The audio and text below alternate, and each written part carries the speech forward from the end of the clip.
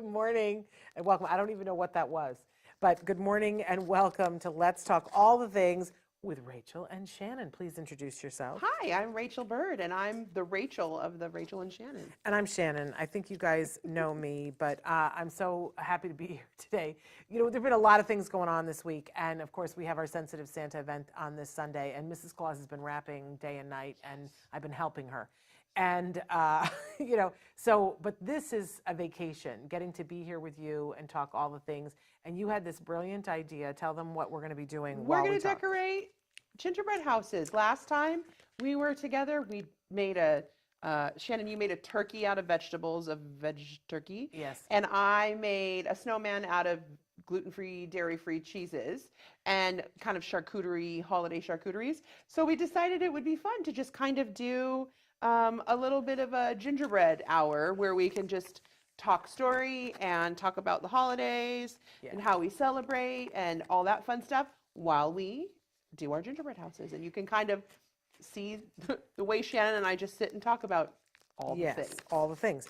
And, I think it's also fun to see how it doesn't always have to be perfect. Like, I'm just going to tell you, spoiler alert, that Rachel's is going to look fantastic when she's done, and mine is going to look like a hot mess, and that's going to be okay.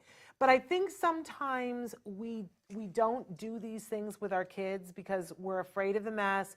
We're afraid of us being frustrated. We're afraid of us not knowing what to do. You had a hack out the gate so that you could do this with literally anyone of any ability. Well, I think, first of all, everybody gets frustrated because you try to use the frosting, it tries to stand up, things like that. So really, how many people actually eat these gingerbread houses? These gingerbread has been cooked for 5 months. It's been sitting there.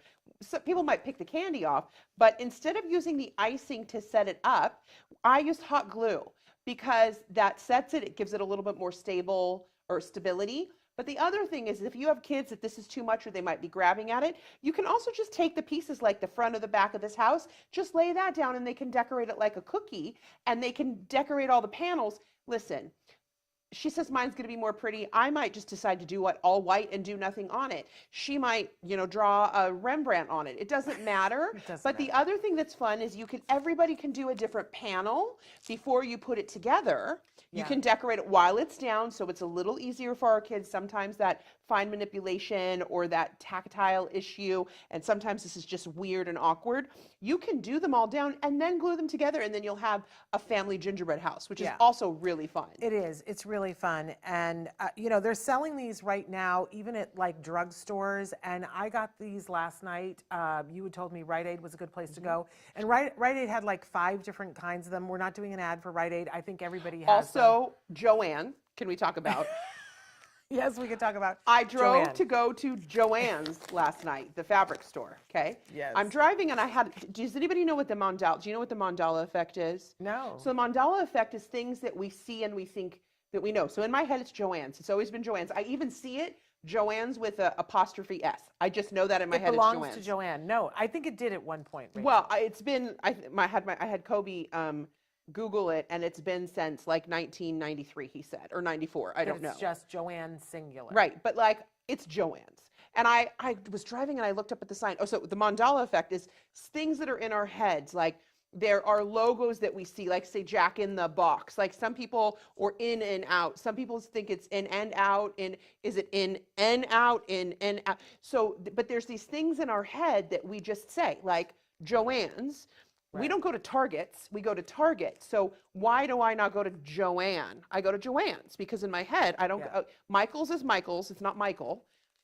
Anyway, so I was driving to Joann's last night, and what this started was they had maybe 5 different gingerbread houses. They had a gingerbread village, which would also be really cute, that everybody can do a little small one. Yes. They had they have themed ones. Yes. They have, They had a Pez one at Rite Aid last night. But at Rite Aid, they were buy one, get one free. So, so there's a big, and they even have little ones now that are even cheaper. Yeah. It's a good holiday craft because if it doesn't go well, you can throw it all in the trash when you're done. Right. And the thing that's fun about it is the panels can be, we're going to have our kiddos that literally just put the frosting and throw stuff on. We're going to have kiddos that are taking tweezers and trying to be so specific about things, or people like me that do that. But no matter what you do, it's your gingerbread house, so it doesn't matter. But we need to get started, so we have to talk about the whole. Yes, okay. Appropriately. Yes. So the there's a whole. few things you can do. If you want to use your own frosting, you can take a Ziploc bag. What I like to do is I like to take a glass or a mason ball jar and put a Ziploc in. You put the extra over the sides, and then you could just put the icing in. Then you take the Ziploc, you twist it, and you can just cut a little seam at the end. The important thing, these actually have a funky little, almost like a point. But what you want to do is you don't want to make the hole too big. You could cut the corner, and I'm just going to cut it. The thing is you can never go backwards, right? So I'm just going to cut a little hole to kind of control it, because the bigger the hole, the more of the icing that's going to come out.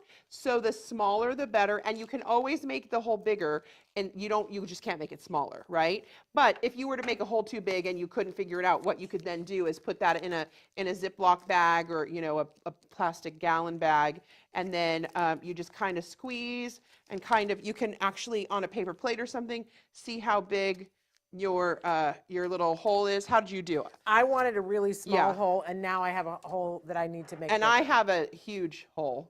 I don't know if you can see. You can kind of see how funky it is here. Great. So, I mean, the reality is it is what it is. And now right? I probably have too big of a hole. Yeah. It's all about how big your hole is. Yes. Yes. So Merry Christmas, gingerbread How houses. big is your hole? So we're gonna start this. Oh yeah. Oh, I think I had a bubble. Okay. Did you have a bubble? I had a bubble. But Okay. Now I think I'm in business. So now, oh yeah, see my flow is pretty big. Mine is big and flat, which is funky. So that's gonna determine how pretty my house is. But my house is gonna rock. Okay. And then we're just going to start slapping things on these while we talk to you guys. Yes. I have no rhyme or reason for what I'm doing, but Same. I'm going for it. And one of the cool things is if you need to size your candy, you can just take a bite. Take a bite out of it. Well, some people can. Yeah, I can't do that. Did you know that licorice has wheat in it? I know that you know what they do? Why it has wheat in it? When they're done with it, so that it doesn't stick together, they roll it in a big canister with a little bit of wheat, which they don't have to do that. You can special order some that's gluten-free, but it's really hard to get a hold of. You know how I know that? Because when Jem went to preschool, his preschool teacher was gluten-free. And I made a point of saying to her, you can get anything gluten-free. And she was like, no, you can't get licorice. And then I went down the rabbit hole researching it. And one of the things, if you really like licorice and you're gluten-free, Trader Joe's, I have licorice in my mouth, I'm sorry. Trader Joe's has taffy, and it's gluten-free, dairy-free. Oh, yeah? I don't know if it's vegan, I'm not sure. But they have a taffy, and the red and white striped one tastes exactly like a Twizzler. No, like a red vine, like red licorice. And so Kobe, the first time I had it, I tried it, and I went, oh, that's what it smells like. Wait, we have exactly the same houses at this point. Did you put your gingerbread? Oh, how funny. You put your licorice on? Yeah. I thought, I'm trying to get my gingerbread. I had this marshmallow gingerbread guy that I'm trying, but he's heavier than the frosting. Is he? So I'm going to have to hold him for a minute. I'm smushing my gingerbread man. That's so funny that we both went for the, and I didn't even look at what you were doing. See? You're like, oh, yours is going to be so much better. I didn't Listen, cheat, I swear. That's the thing about these. It doesn't matter what they look like. They're going to be fun no matter what. See. Yes. You know? Amen to that. I love doing these. Like this is like last year my mom and I did these. We sat for hours. We decorated 2 different ones. I did a Disney one because it's me. And she did, I'm not sure which one she did, just like a generic. And you get creative. And I kind of felt like sometimes less is more. But I feel like with a gingerbread house, sometimes like more is more. It's just fun. I like more is more. There's no I'm a rhyme or more is reason more to girl. it, right? I just don't, I have so many choices. I don't know what to pick. So many choices. So this is what we have on our tray. We have a bunch of different candies. The thing about it, Shannon went to go look for candies. Wait, you have the iPad. Do we have that? Can I? Oh yeah, let's do a can I close up use on that? the iPad. I just wanted to show what we have. Oh, I don't, here, there's our, and Traven can cut to that. Okay, so That's we our have all assortment. kinds of different little fun things. We have little chocolate snow caps. These are little tiny chocolate covered sunflower scenes. They look like Christmas lights, M&Ms, little hard candies. You can really get anything, which is super fun. And the other thing that we have, I'll bring into list of is we did each of us have the exact same candy. So we have what are they called? Peeps. Yeah. Peeps Christmas trees and Peeps gingerbread men. Now Peeps are gluten-free, dairy-free, but sometimes they say they might possibly have milk. Okay, perfect. So it's kind of under your discretion. It's one of those, I think it's processed in the same place that that wheat and dairy, you know, where wheat and dairy might be. So it's kind of one of those, you have to make a personal decision if you want to use that or not. Oh my gosh, you're so cute. I love you. My gingerbread man has slid down the house already. Well, that's okay. So, all right, I'm going to put the iPad down Okay, for now. perfect. We're going to come back to that. But, you know, I don't eat sugar at this point in my life. Right. Not, you know, I mean, obviously I have fruit sugar and things like that.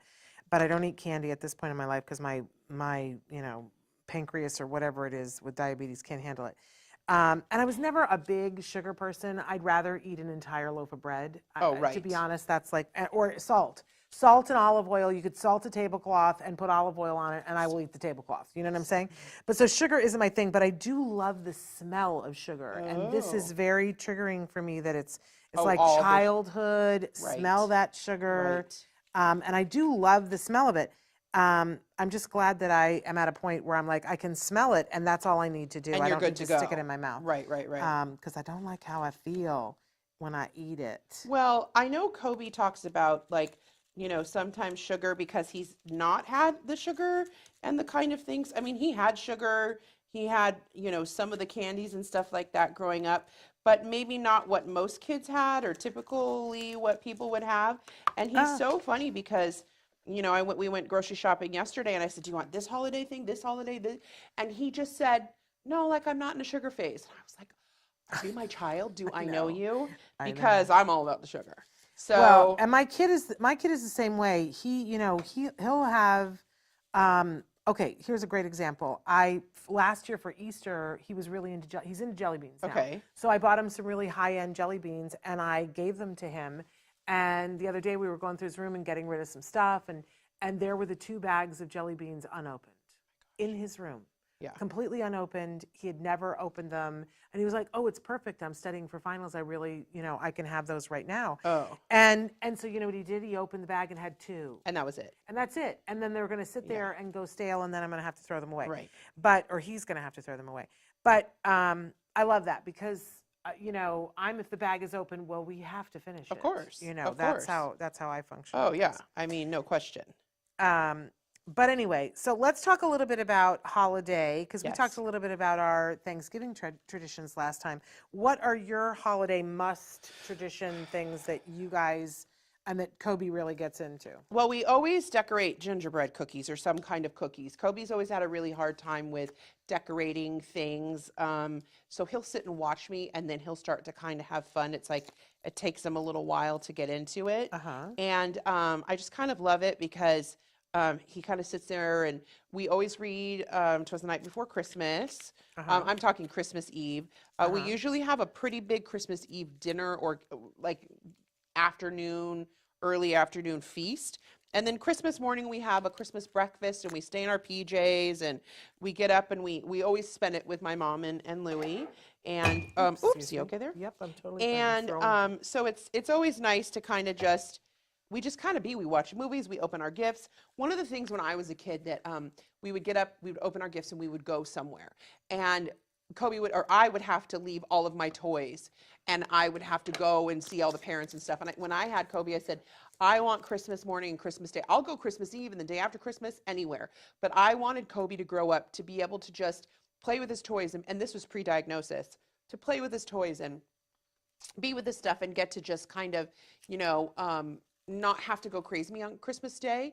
And I just always remember like leaving my toys or whatever I got home and being somewhere else and being with family. I'm not saying don't go things with family, but I said people can come to our house, they're welcome to. But a couple years we actually went to the movies in our PJs, which was super fun. We wore Uggs and PJs and brought blankets and went to go see a movie. That was fun. One year somehow we ended up at Burger King because I think everything else was closed. This was when Kobe was teeny tiny, or was he? Yeah. Excuse me. So, you know, that's one of the things we do. We definitely do. We watch certain movies, A Christmas Story. And we just kind of hang out together. We play games. We always put out, Kobe always writes a letter to Santa. Excuse me. Always writes a letter to Santa. Wait, I have to show. Look at my glittery cup. Yeah. How fun is this? Tell them how you did that. Oh, I made this. Shannon coined a term. Did Is that I? how you say? To me, the first pancake. And I always joke that the first pancake or the first, even the first plate of cookies is the one that's not your favorite, right? That first thing, you always know it's either going to be burned or it's not going to be enough. And this was my first pancake. My friend Darlene had seen a cup that was glittery and said, Rachel, can you make me one? And I said, of course. And so this was the first one. And I was not happy with it because it looks great on camera, but up close, it's a little funky. And actually, now that I look at it, Nobody would know it was funky. Nobody but you. It's but absolutely this gorgeous. is one rhinestone at a time. And this was my first pancake. This is the throwaway cup. This was the learn, but it's kind of festive and fun. And It's I kind of not love it. kind of, it's fabulous. And I love, because, sometimes, when you have those friends that you talk to when you're doing something. Yeah. And so Rachel is a friend that we're always talking to each other when we're doing something. And there was like a whole week when I was talking to you when you were making what do you call those? Your glam mugs? Glitter mugs, Glitter mugs? rhinestone mugs. Yeah, just mugs. Mugsy mugs. Mugs. Yep. So for us, Christmas is a little bit different for us because my husband often is working and on Christmas Day. Like that happens, and that has always been a case in our marriage. And I know people get very emotional about that, and they're like, that's terrible. It isn't always terrible for us, but because often it means that he's getting double time, Right. which, there were a lot of years where that made the difference of whether we were going to be able to get Jem a toy. Right. So I try to be grateful that he has work and that that's our circumstance. And we just sort of work around it. But we felt the same way that we wanted to have Christmas be at home. Right. And when my mom was alive, my mom, every other year, she would come and spend Christmas with us. And those were great, great Christmases. My mom's been gone 10 years now. And it feels a little weird that it's just the three of us. But there's always some kind of an adventure. I think it was it wouldn't have been 2 Christmas ago. Maybe, was it last Christmas? That we decided that we were going to do what so many of us, our Jewish friends, do on Christmas Day, and we were going to go out to a Chinese restaurant for dinner. Right. And we apparently did not read the Jewish handbook on eating out. You have to make your reservation now. Right. I did not Oh, know really? that. I didn't know that. I did not know that. I have no idea. And we went in Los Angeles to go try to find some sort of Asian fusion. Right. Anything would have done. Thai. Something. Everyone was like, "Are you out of your mind? You had to reserve this I would have weeks no ago." idea. Yeah, I didn't know. I had no idea.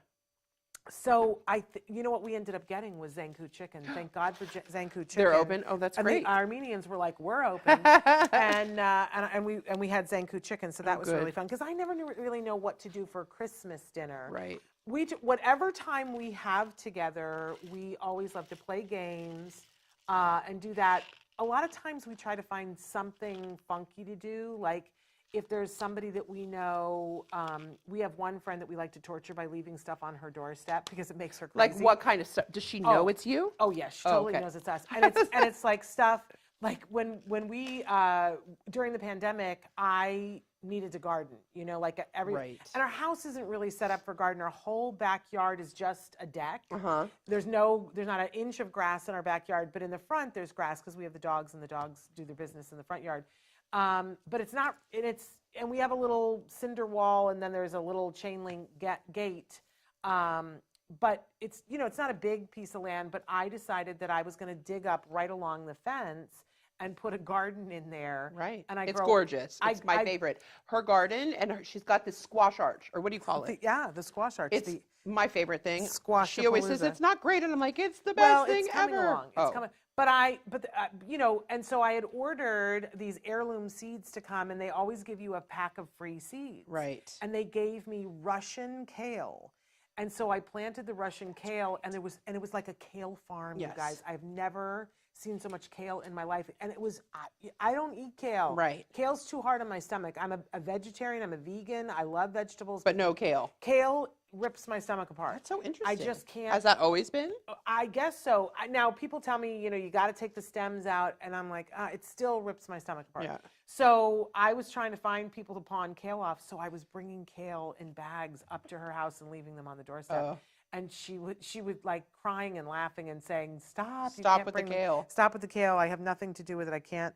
But we'll always bring like random okay stuff. I mean, kale's not the worst thing you could put on. It's not like we're bringing dog poo to put on her doorstep. But we always find some excuse to bring something to her doorstep. To her. Or if we know somebody that is having a rough time or whatever, that will ring and run and leave like some of my wonky mugs that I make.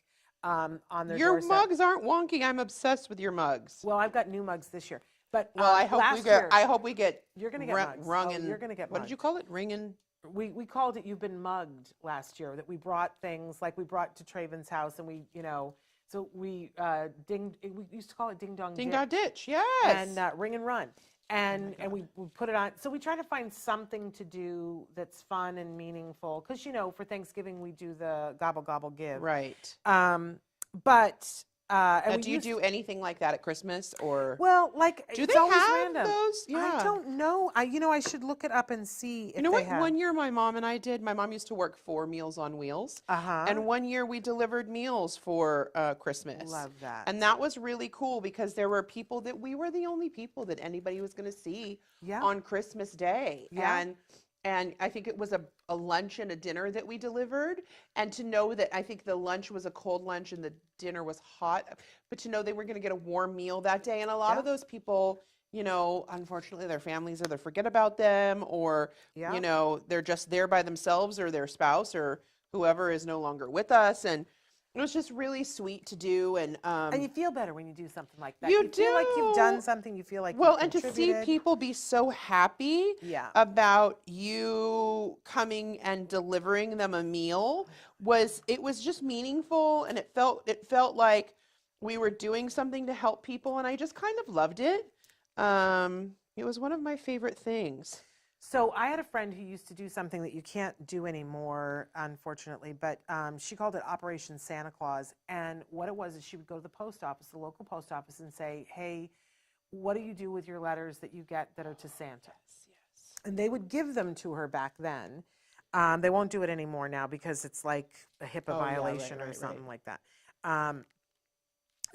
But she would get them, and she had a bunch of people like me and a bunch of other moms that you could adopt one of the letters. Aww. And they were all from your postal area, right? And you got to open the letter, and it had the person's address. This is why you can't do it anymore, right? And it would be a letter from the kid to Santa Claus. So you got to be Santa's helper. And so, you would go through, and some of them were just ones that it seemed like the kid was okay and the parents probably had it. But then you could tell there were some that were like the kid was asking for toothpaste. Yeah. Right? Or something like that. Yeah. And so you would adopt. Well, my mom came to visit me one Christmas. This is before Jen was born. This story. Have you heard this story? Have I told this before on the air? Yes, but I'm going to cry. So go ahead. Yes. Well, so we adopted some of the letters, and you go shopping and you get what the child wants. And this one little boy wanted a pair of Shaq sneakers, and there were a couple of other things that he wanted, and so we went. My mom adopted that kid. I just lost my plate. Frosting down. It went down the thing. Okay, but anyway, and we had a couple of different things. So we go to find the house, and it's 2 days before Christmas, and we go to find the house, and we can't find it because it's like the address is like 207. 5.5.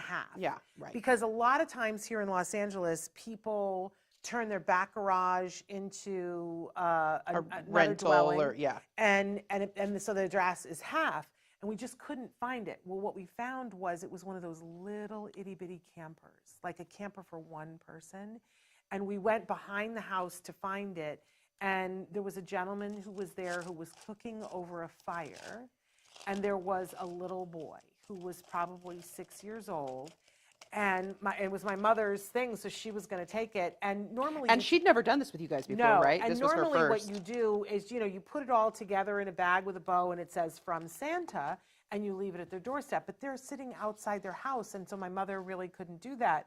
And so she didn't know what to do, and my mother's not trained in improv or anything.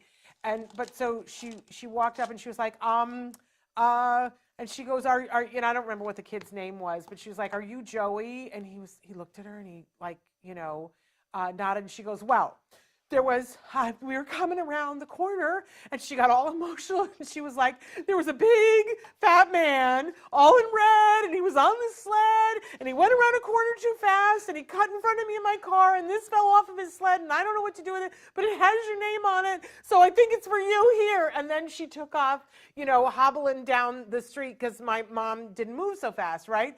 And so she got in the car, and I was like, "Good Lord, what happened?" And she's like, drive away, drive away." And then she was telling me, we both got so emotional about it. And I was like, there was a fat man in a sled. And she goes, "Well, it came off of Santa's sled." But oh my gosh, for years, we just would love, to go over that story. Yeah. But that was a good time because, and malls have things where you can go and adopt a kid. Right. And I love that we get to do the sensitive Santa thing, and I hope Yeah, talk about that. When are you guys doing that? So that's Sunday, this Sunday, if you're in the Los Angeles area, and if you have special needs, anybody, it doesn't matter what the age is, please go and sign up. I think there's still a couple of tickets left, you guys. Go sign up now, and they're free tickets, but you have to have a ticket because we have to be prepared and know who's coming, right? And Santa's there. And so Santa. And it's a drive-through. Mrs. Claus is there. When your child register, let's say that you have an 18-year-old who's on the spectrum. So you register that individual, right? Any age doesn't matter for the person who's special needs. And then every single sibling that they have that is under the age of 18, you also register them with their own ticket. Same half hour, right? And then you come to the drive-through. You will be given a toy that's specifically been picked out by Mrs. Claus for all of those individuals, an individually wrapped toy. And then you get to wave to Santa. And this year, it is a drive-through at the Ed Asner Family Center. We're so proud to partner with them on this. If you would like to exit the car to take a picture, a socially distanced picture with Santa, you can do that. That's amazing. But if you don't want to because you're like, I'm not comfortable with that, then you wave to Santa. The kids can yell to Santa from the car and say, "I want this, I want that," whatever. But you get to leave with the wrap toy. You can put it under the tree, or you can go home and unwrap it right then. And there's some good toys. You saw we were wrapping some stuff earlier. There's some good amazing toys. What a great event to be. What I love about the event too is the fact that sometimes it's hard for our kiddos on the spectrum to connect with Santa or see Santa, or so even just that socially distanced picture, but to be able to connect with him in that way is so great. Yeah. And how many years have you been doing this, Shannon? So this is the 10th year that we've been doing it. And it really, it's so important to me because I've told the story here before too about there was a year when Jem had just been diagnosed, and he had been diagnosed in the January before. I've got a hot mess over here. I'm on the Hot Mess Express, so we're good together. I'm good. But anyway, he'd been diagnosed in January, and we got to that December. And, there just wasn't enough to pay rent and to buy dinner and to buy a toy and we had started some medicine for him. And I was sort of despondent about the whole thing because that's not what the holidays are supposed to feel like. It's supposed to feel like abundance. And yet, for a lot of people, it doesn't. Mm-hmm. And I've always been grateful to Lisa Ackerman because she had a thing then where if you were in need, you could register, and that was really hard for me to humble myself to say, you know what, I'm in need, right? And my kid is in need, and a Taka family adopted us, and I got to be honest, I have the most Christmas spirit memory about that Christmas because I was a recipient, and I promised myself that at some point we were going to do something so I could be on the other side, right? And it feels so good every year to know that we've spread those toys and that they're, you know, and not everybody who comes is in that dire need. Right. You don't have to be in dire need to come. But to know that that's an option. To know it's an option. And for a lot of people, it's just what we hear from a lot of people is we felt like it was a holiday thing where we were included, we were invited, and it was okay to come as you are. Yep. And, you know, for your kids to come as they are, and that was perfectly okay. Right. And that's important to me too. So, Well, and I think for so many of us, the come as you are, I remember when we were doing autism walks and, you know, it wasn't a birthday. It wasn't anything like that, but it was a time that we could just celebrate Kobe for who he was. And it wasn't anything specific. It was like, it was the only time of year that I was somewhere where other people, you could look up and look at them and go, I get it. I'm there with you. They get it too. Yeah, right. And you could kind of, I remember just kind of smiling at other people and people, you gave people the looks like, I'm there with you. I'm there with you. You know, and so something like Sensitive Santa is so good. Yeah, I love it. So we hope that you'll register, and registration is still open. You go to Eventbrite. Oh, you guys, this is a hot mess-orama. But I'm having a good time, so it doesn't really matter. You go to Eventbrite, put in Sensitive Santa Event 2022. And it's free, right? It's totally free. We're not even, you know, like asking for donations or anything. It's totally free. The toys are donated by the toy companies that send toys to us to see if we want to include them in the toy guide. And then some of the winners send us, look at how amazing her looks. What? Your thing looks so amazing. No. And, but anyway, so I hope that you'll participate in that. But, and I forgot to say that for Christmas Eve for my family, we do the open one gift on Christmas Eve. Do you do that? We don't really open things. I mean, it's hard for me to keep gifts because I'm so excited about it usually, but we don't. We wake up early on Christmas morning and we put, like, my mom and Louie sit down on the ground and Kobe and I, or they sit on little stools and Kobe and I sit on this like seating pad in front of the Christmas tree, because the Christmas tree is kind of in the, what would you say? Like the porte cochere, like right when you walk in the house, like where the foyer? The foyer, I guess you could say. So we sit in there and we turn the Christmas tree on and we put Christmas music on and we put the Yule log on the TV and we just sit and open gifts. And then we just, used to be that Louis would make Eggs Benedict, but that's kind of stopped. I think we just kind of make breakfast, and it's kind of more of a mellow morning, which is really, really nice. Yeah. And kind of lovely. And it's just us being together. We're big on games too. We love to play games. Okay, so one of the toy guides last year, Shannon gave Kobe one of the toys from the toy guide called Hasty Baker, and I was like, oh, that's sweet. It's a game. Okay. Oh, you know, I was like, I love that when people go, oh, it's cute. No, it's it was. I was like, oh, that's sweet. That's so sweet of her. Oh, she's so nice. And I was like, I'll take it to my mom's. We're not going to play it, like, but I'll take it because we have a game room there, and we do like to play games. And then when I brought it, and I was like, hey, we have this Hasty Baker, and we went to play Hasty Baker, and now it's like we are Hasty Baker-aholics. Yes. That's Are all I have to say. you listening, Go Chuckle? Because that's the company. Is that Go Chuckle? Go Chuckle. Our family, Kobe Bird of Lock and Key, is upset. We have like secret trainings because we no. And I mean, let's go. So that is amazing. I will sponsor that right now in my brain because I love Hasty Baker. Well, and can I tell you, the Grandpichet family also loves it. We love it. It's like, I love when people go, oh, this game. There are a couple of games that we have fallen in love with over the years. Like, you know what? At some point, there's a game called Happy Salmon. What is that? Oh, that's Wait, are you a salmon? No. So they're cards. There's cards that are, there's like a salmon, and they're cards that tell you to do something. So it's best when you're 4 people sitting and playing. Okay. And you have to try to match with somebody across the table from you. So you put down a salmon, and if somebody puts down a salmon too, then you have to do this thing where you put your hand over here. You go like this, and that's the salmon thing. But then there's another. Are there different movements for different things? Different movements for different things. And there's one where you have to fist bump, and there's another one where you have to get up and change seats. What? And so it's all this thing. So and there's one version where you play the first time you play it. you play it and it's verbal, right? And Okay. everybody's yelling across the table. They're like, salmon, salmon. And then you start slapping each other.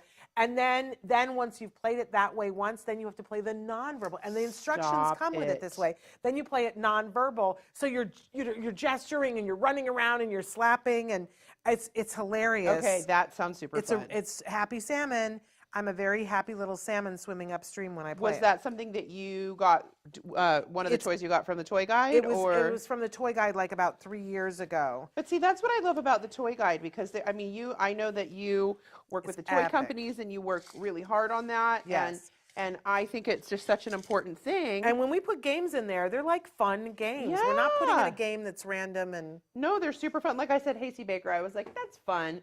Now, literally, we'll be in the middle of dinner and someone at the table will go, Hasty Baker. Because that means as soon as we're done eating, we're not moving the table, or we're not leaving the table because we're playing Hasty Baker. It's just so fun. It really, really is. We love it. We have a tradition now the last couple of years, because we've gotten into, always before with my mom, we would do puzzles. So we do that too. Yeah, and I know that about you. We keep threatening to do a puzzle together. But then we got into the Revit 3D puzzles. Okay, so what is that? Tell me. So it's a puzzle, but you put together its walls and you put it together. Was that the Harry Potter ones? Yes. And so was it 2 years ago we did, because my husband works at Universal Studios Hollywood, and at Ollivander's Wand Shop, and so we put together Ollivander's Wand Shop, and so we tend to put together a Revit 3D puzzle. This year in the toy guide, it's the Batmobile. Yes. And I don't want to say, but I have some Batmobiles that we're giving away at Sensitive Santa. Oh my gosh. We also have some other Revit puzzles, which you'll have to take a look at before you leave. I love that. They're a really good time. What a good time. And it's a different, like it exercises a different part of your brain. Yeah, right. Like it took me a minute. I'm a really good puzzle person, but it took me a hot minute to be able to figure it out. And then when I did, it was like seeing the arrow in the FedEx truck. Okay, see, that's like a mandala effect. The arrow in the FedEx truck, and what's the other one? Baskin Robbins. Okay. Oh, the 31 The flavors? 31 in BR, Baskin Robbins. Like, was that always there? Did they call it that? Whoever came up with that, those advertising people, I'm like, you're brilliant. I love you. Yeah, it took me forever. Jem had to show it the 31 to me. Oh, he did? Yes, and then I had to show him the FedEx arrow. It's interesting how different people's brains see things. How we see things differently. And the first time somebody explained the arrow and the FedEx thing, I went, no.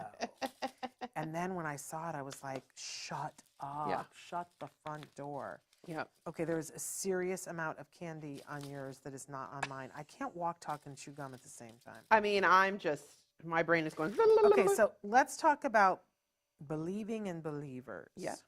Let's talk about that. Well, I'm a believer.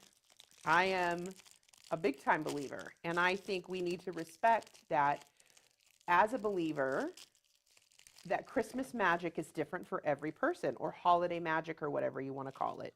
And I think we need to realize that in our community, we might have believers who are older and who people might not understand. And even our friends that need less support, who are still believers, because I mean, I'm in my 40s and I'm a believer, but I think we need to respect and understand that there are believers of all ages, and how important it is to make sure that that journey doesn't get stopped because of other people's thoughts. And I think we need to support people believing in Christmas magic. Absolutely. Yeah. I think I have not always been good about that. And I think that's a lesson that I need to be thinking about, and not, I think a lot of times people just get it in their heads about, what something is or it isn't, or what it should be or isn't. And they forget that everything isn't one size fits all. Right. Everything isn't even one size fits most. Right. And that, it's something that needs to be respected and be made room for. Right. I agree. And I think, everybody knows that I go to Disney a lot, and people are like, it's a bunch of paper and paint. And for me, it's Disney magic. The paper and paint comes together and is a magic that other people might not understand. But for me, it's my happy place. And when people go, oh, you're going to Disney again? Yeah, guess what? Yeah. I am. I need to go because sometimes I just need to go put my feet in the ocean or to see a sunset. And sometimes I just need to go to Disney.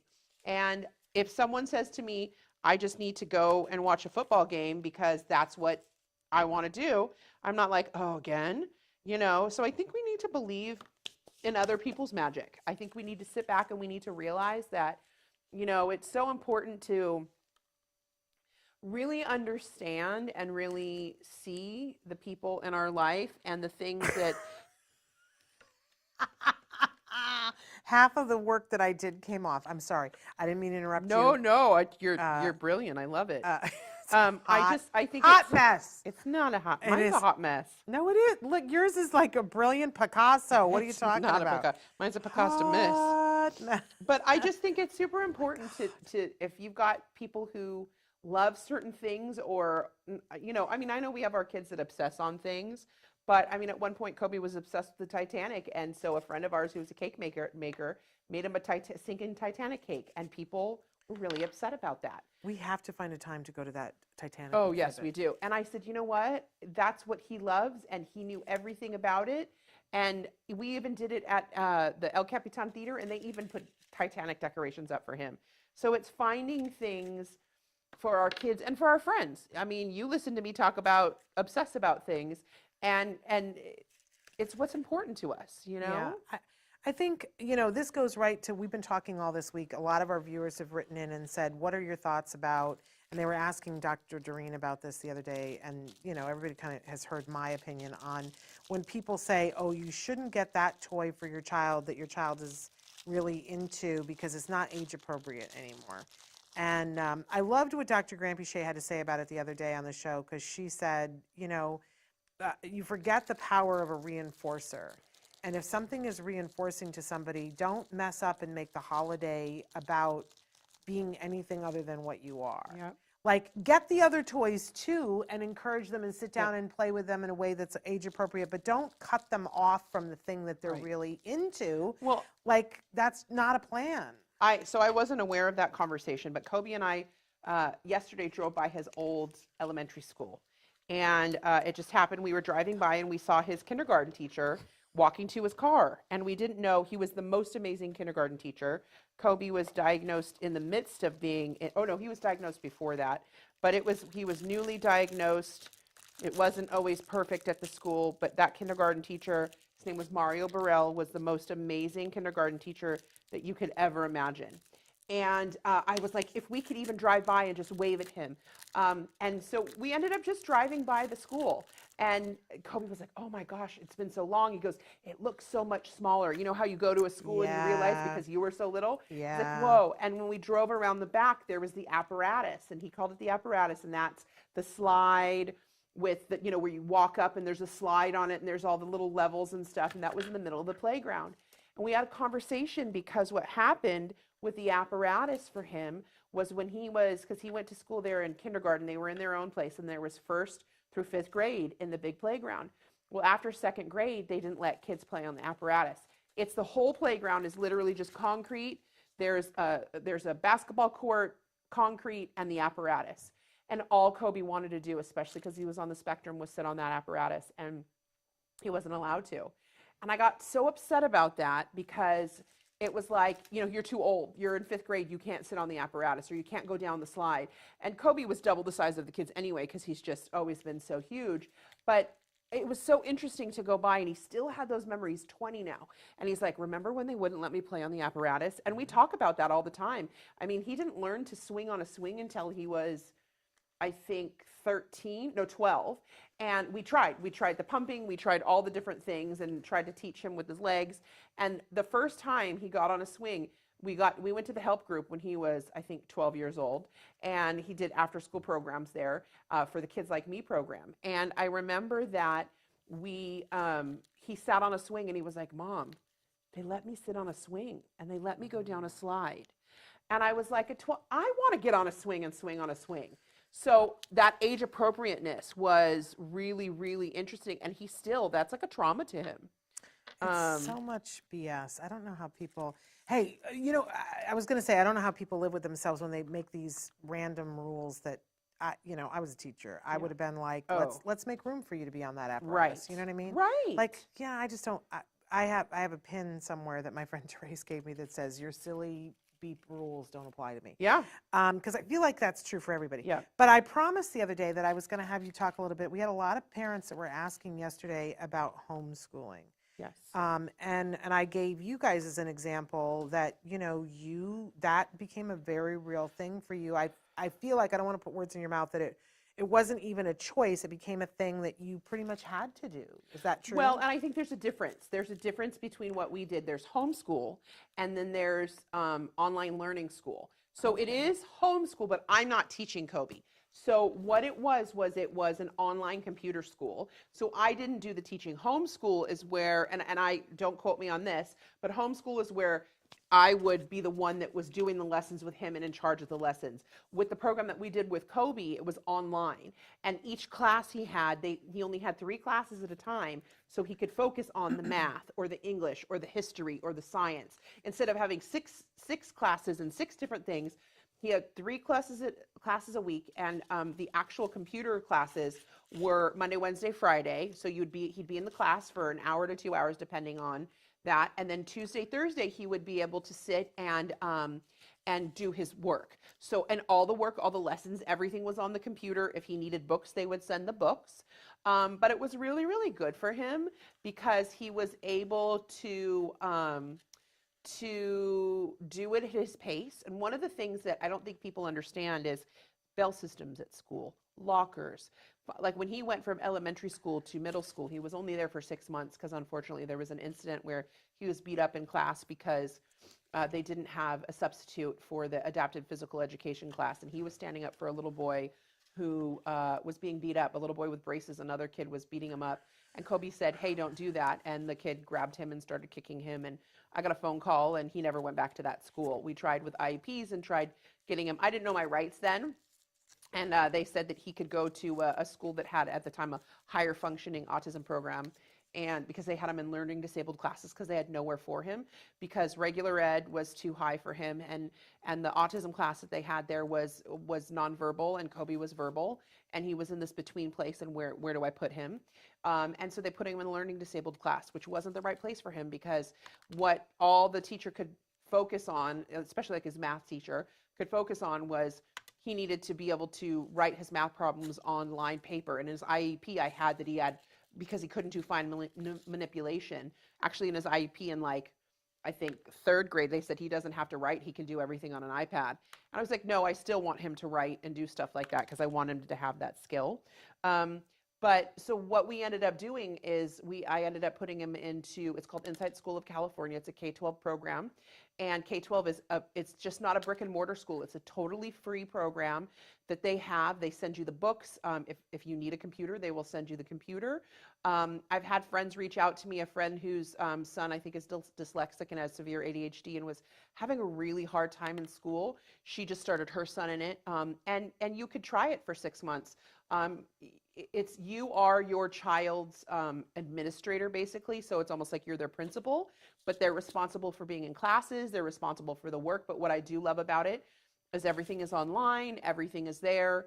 It is what worked for Kobe. I didn't know if he was ever going to graduate high school. I didn't know it was going to happen. He ended up graduating high school when he was 17. They don't have, the program that he was in, Insight, was a program that he was able to, he got a high school diploma and he was able to transfer to junior college. He couldn't have transferred to a UC, but we knew that wasn't his journey at the time. Yeah. Well, and when he actually graduated from high school, where was he? We were in Toronto and he was filming Lock and Key, season 1. On a big hit television show. Hello. Could I tell you a story about that? Yeah. So we had something happen where Kobe was, he was in a class. It was a college transition class. It was a 3-credit class that he needed to transfer out. It was his last credits. And the teacher sent me an email and said, Rachel, I need to let you know that Kobe has been lying and telling stories in class. And I was like, what? What? My son does not lie.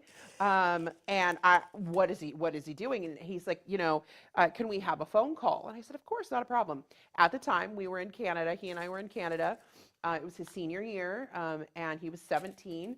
And and he said, we're talking about college and career transitions, and Kobe says that he wants to be an actor. And I told him that, that's kind of like a pipe dream, that's really hard, that most actors don't make it. And Kobe was like, but I am an actor, and I'm actually filming a show. And the teacher said he told us he couldn't tell what it was because he had something called an NDA, or he said he could, no, he said Kobe just said he wasn't allowed to tell us what it was. And I said, okay, now mind you, we're mid-season, season 1 in Toronto when I'm getting this call. And he was just, it was kind of like everything Kobe was talking about, that, he was, and Kobe was totally honest about it and all. And I know not every kid is like that, but it was very interesting. And everything he kind of kept like downplaying and saying, that's not fun, that's not cool, like you're not going to ever make it. And so I said, well, do you know what IMDb is? Why don't you search Kobe Bird? I said, because Kobe actually is an actor, and we are in Canada, and he's filming, and he's under an NDA where he's not a non-disclosure agreement where he can't tell you what he's filming, and so he actually is acting, and he's a reoccurring role on this new show, but I can't tell you because we're right on an NDA. And the teacher was like, I am so sorry. As he should have been. I feel horrible. He should have been. And I said, well, no, I appreciate you reaching out to me, but apparently Kobe had been telling him, and he was like, Mom, I didn't think to tell you because I just, I didn't want you to be mad at me. And I was like, I'm not mad at you. You did exactly what you needed to do. So then when it came to the next project, they had to write a resume. And so the teacher wrote me, because Kobe goes, I asked the teacher if it was okay, because I already have a resume. He'd been on The Good Doctor and Speechless, right, and he had some other credits. And the teacher was like, of course, Kobe, you can use whatever you want. But it was really sweet. And what we loved about Insight School of California is there was a special ed teacher. They worked with his IEP. So it wasn't like they just threw him to the wolves. It was really lovely. And we had great teachers, and we're still in contact with some of them. Kobe spoke at their commencement. Actually, they had because all the teachers, work from home, and once a year they get together somewhere in California, and wherever their district is, and they kind of have a convention for a week or something like that. So Kobe got to go speak there when he was still in school, and talk about how he was able to work, and how he was able to do his schoolwork and his IEP, and how the teachers worked with him. So then when he got to speak at the commencement, it was really cool. I just love that. And I hope that that's a message of hope for you guys. I don't know what that was. It was your my licorice. Your licorice it will went live down kafooey. there. So did my one plate. As long as it's not the house, Yep. you're good. Yeah. But I think I think there's that scary moment when you don't know, when something isn't working and you don't know what you're going to do, and you're like, I don't know. I'm sure that it was very scary for you when he was getting beaten up, and you were like, I don't know, I can't send him back to school tomorrow. Because I was working, and what do you do? And he's on the spectrum, and how do I navigate this? And I gotta say, in the realm of that is a pretty bad thing to happen. I think we're all clear that nobody wants for that to happen, right? But here you are today, and he's okay. Yep. It's not okay. Right. It's still not okay. Well, I wish I knew my rights back then. No, he speaks about it because he lived it. He knew exactly what it was, and he knew how traumatizing it was for him. Yeah. And it was, we still can't drive by that school without him having feelings. I mean, there were years that we couldn't even drive by the school at all because he would go into a full meltdown because it was that hard for him. And I just want people to understand, when they see my son, they're like, oh, wait, he's so high functioning, which is not a term that we use. We use less support and more support. Yeah. Because we have friends that people would deem low functioning who are so high functioning in certain things that I'm not. Right. And we're all low functioning and high functioning in different things. But Kobe, sometimes people think that it's really easy because he seems like he needs less support. And there are still a lot of things that Kobe needs a lot of support in.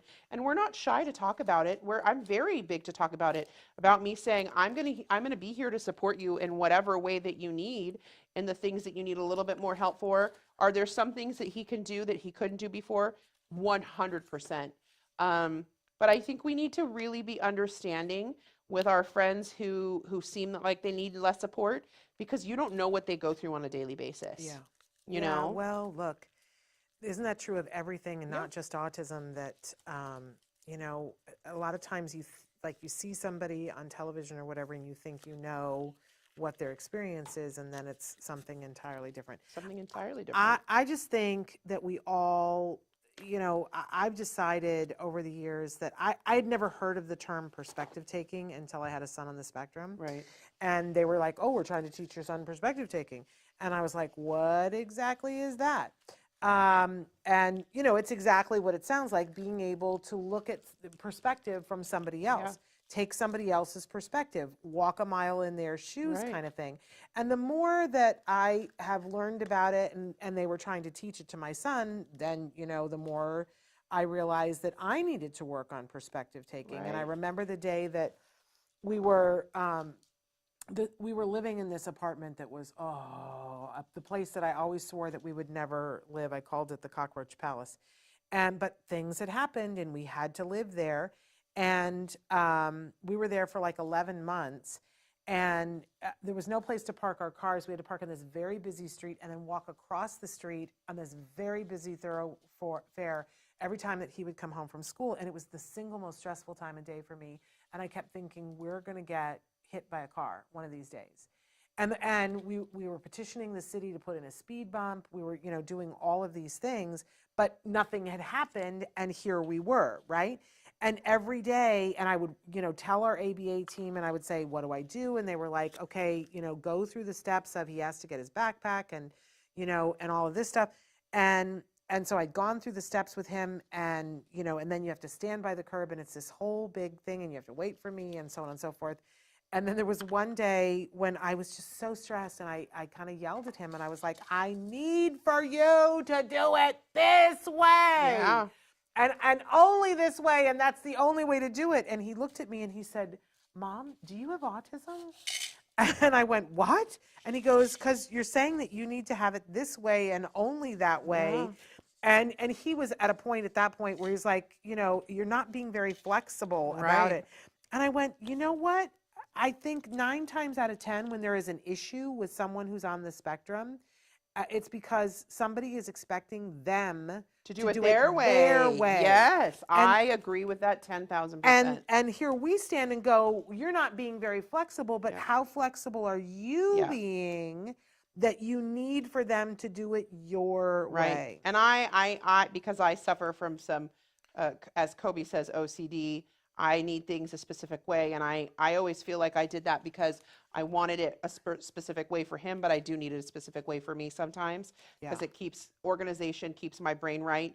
And I'm the kind of person that it might be really unorganized until it can be really organized. You're very organized. Well, yeah, but that what gets it to that is because if it's not, then it drives me crazy. And I've had to learn to perspective take on that.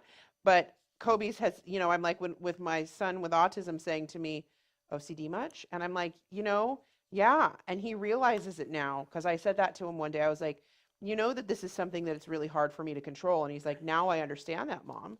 But it's been good to kind of talk to him. I'm very open and honest with him about my own mental or my ADHD and that kind of struggles. And he sees it every day, you know. He's with me the most. And so it's really kind of nice to be able to have him to say, or like days when we're going somewhere and he's like, Mom, I'm having an anxiety attack and I'm just, because he has really hard social, what's the word? Social anxiety? Social anxiety. And it's really hard. And it's great for me sometimes when we're going somewhere to be able to look at him and say, Kobe, I'm really having a hard time today. Like, you know, you have that social anxiety, but when I walk into the room, I'm usually the biggest girl there. That's kind of why I'm always so cheery and helpful because I don't want people to be looking at my size, but you know, people look at me right away and think I'm this other person and don't realize that there is a person inside of this. Like they just see like a big girl, and that can be really hard for me sometimes. And so it's been really nice to be able to have conversations with him about that as he's gotten older, to say like, I have social anxiety too, and to be able to look at it and say, a lot of us do. A lot of us have social anxiety in ways that, like, as you start talking to people, you start understanding that other people might feel the way you do. Yeah. I, I've talked before on the show about how I have had panic attacks. Yeah.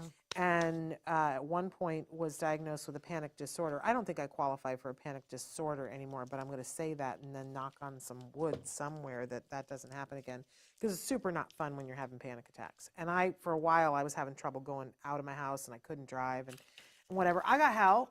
And I want to say that, help is available and out there. For me, cognitive behavioral therapy was most excellent and fixed me right up so that I could drive again and be out of my house. And obviously, I'm here covered with frosting. But it's funny, Jem, growing up with that, it does have a little bit of a cost. And there are times when it's funny because he notices it before I do, that there'll be times when I will go to leave the house and we'll be halfway out the driveway and I go, did I turn the stove off?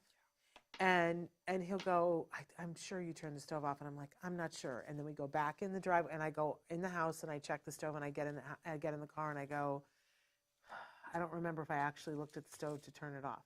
And then I got to go back in. And usually, 3 times is enough for me. And but he has learned now, he's at an age at 19 that he'll say, what's really going on? What is it that you're really worried about? I love that he can identify that. Yeah. Before I can go, oh, you know what I'm nervous about? Because it's always something else. And that's what cognitive behavioral therapy taught me, is that when I get fixated on a little thing, it's because there's something big that I don't feel. Can I have one of those? Of course. Oh, I've needed that the whole time. I am covered. Here's a couple for you. The whole time I've been like, oh no, I've got this all over me. All right. So, but he sometimes will say it before because I'm in it. Yeah.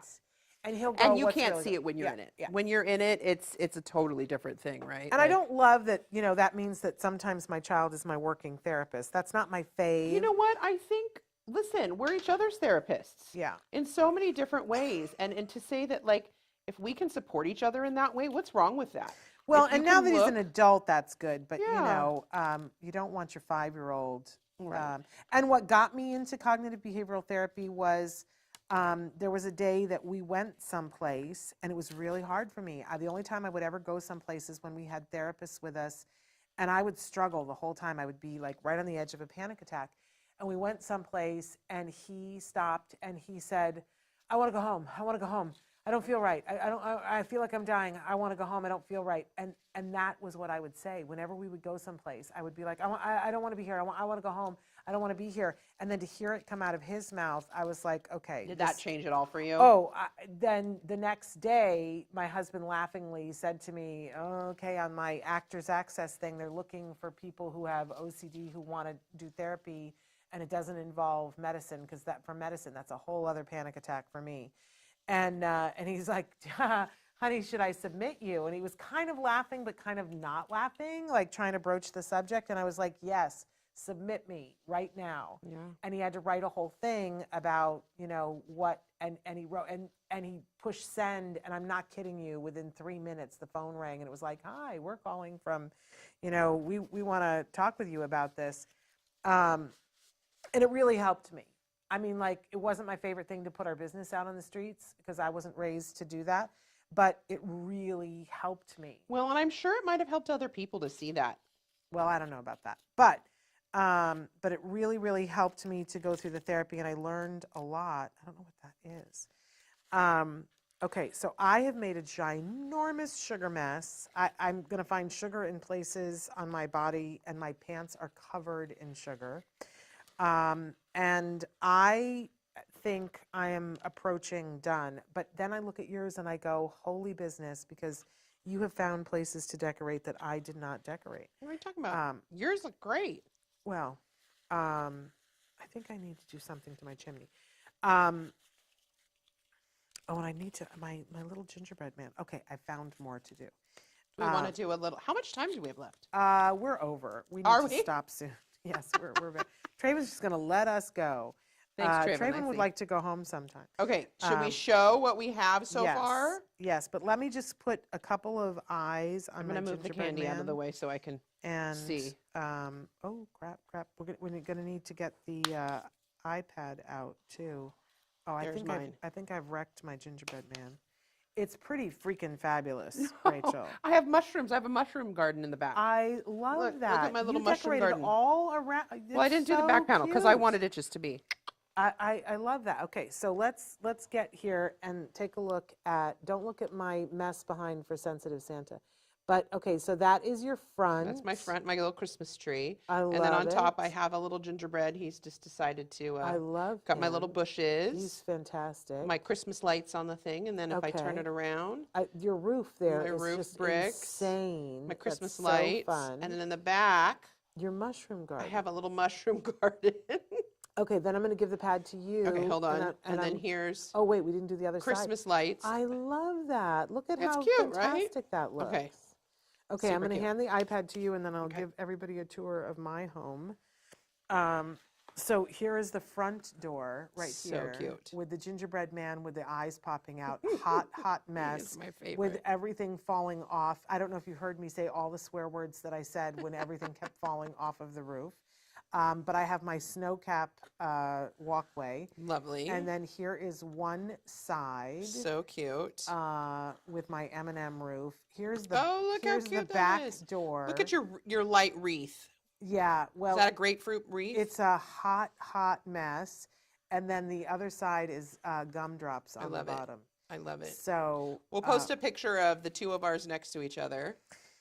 That's great. there you go, and then you go wash up, and there's. Do you want another paper towel? There's left. No, there's like I need at this point. I need a We shower. should turn them to the front so they could see our. Okay, let me turn it to the front. So super duper cute. I love the height you got with that gingerbread man. It's inspired. So super fun, and this is something. You know, the truth is, you could do this with your kids, or you could do this with the adults that you have in your life, because this was very de-stressing to just sit and talk. And there's no wrong. There's no wrong. That's what I was saying. If it's too much to do a whole house, give everybody a panel. Give everybody a front, a back, a side, and then you can hot glue it together at the end. And that makes it stable. And there's no wrong. There's no right. There's no. It's just as fun, and you get different ideas. I might look at yours and go, oh my gosh, I could do that next time. Yeah, it's so much fun. And then it sits on the counter, you know, and it's part of your holiday decoration, and it's a reminder of something that you did together. It's just a fun thing to do. So and so much easier when you hot glue the sucker together before you do anything. Good plan. I thank you so much, my friend. We didn't talk about what we want to see in 2023, but now we have to talk about what we're grateful for. What we're thankful for. Thankful for. Talk about why this is important to you. So what we're thankful for, my cousin Kanani, who had Down syndrome, every time we sat at the dinner table would say, what are you thankful for? She'd ask every person, and she'd wait for the whole, everybody to go around, and then she'd just be quiet. She'd ask everybody, Shannon, Traven, Rachel, cousin Rachel is what she called me. Yeah. What are you thankful for? And then she'd be quiet for a second, and then someone would say, Kanani, what are you thankful for? And she'd say, my whole family. So today, I'm going to say for my whole family is what I'm thankful for. My family being you, Traven, Sarah, everybody here, everybody in my community. You guys are my family. I'm an only child, so all of my friends and all the people around are what I'm thankful for. So we found out a loss of a person today, and it hit me in a way that check in with the people around you. Yeah. Check in and just say, how you doing? Because I know that holiday depression can be real. I know that we have expectations of who we might be and who people see us on social media and who we are in our real life and people who know us on different levels. And I'm just thankful to have a community and for my whole family. Yeah. What are you thankful for? And then I want you to explain the picture too. yes. I am also thankful for my family of choice. Yeah. Not that I'm not thankful for my family of origin too, I am. I'm grateful for them, but I'm thankful for my family of choice. Because later on in life, when you grow up, you choose who is your family. Right. You have that option, and I'm very grateful for you, and as you said, and Traven and Sarah and Dr. Doreen and, you know, my husband and my son and so many of our friends, and I'm grateful for you guys that I'm on this journey with often every day.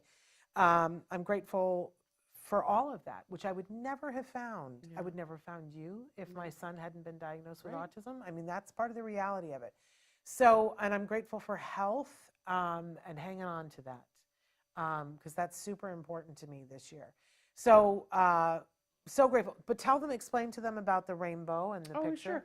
The picture there is from my family, from my family's. Not happy birthday. It's happy birthday. That's happy unbirthday today. That's Kanani's rainbow. That is the rainbow that is behind our house on Molokai, and that's one of the plumerias that came from my grandma and papa's yard, and we planted them in the yard, and that's just one of my very favorite images because it's my favorite place in the world. There you go. I even once took one of your pictures and made a bag for you. You did from that tree. That it's a different picture, but that's from that tree. There you go. So I hope you guys enjoyed. We're going to be back tomorrow with the Stories from the Spectrum rerun. We're working on a new one, but it's not ready yet. And then we are going to be at Sensitive Santa on Sunday, and we'll be all over social media on Sunday doing that. And then we're back in the studio on Monday. We've got some great shows planned for you next week. We're going to be live Monday, Tuesday, and Wednesday. We've already pre-recorded our Thursday Let's Talk Movies with Moira, and that'll be our last new show of the year. So the last live show of the year will be on Wednesday, because then I'm going to unplug and take some time. Oh, I heard that. I don't know how many times during this that I was like, oh, and I said words that I don't know how much you guys heard, but I was, and if you watch my face during this whole thing, I would be doing something, I go, you know, because things were falling off. Anyway, so there's really only 3 live shows and 1 new content show next week, and that's it for the end of the year. And then we will be back in the second week of January, and we've got a big announcement coming in January of something that's going to be going on for us that we want to get all of you involved in, and I'm super excited about it. It's good for me to get excited about things, and I'm super excited about this. So until then, we want to say, because we won't be live again with you until Hanukkah has begun. So happy Hanukkah, yes. Merry Christmas, happy holidays. Happy Kwanzaa. And happy Kwanzaa, and we will see you guys on Monday. Until then, give your kiddos a hug from me and one for you too. Bye-bye for now.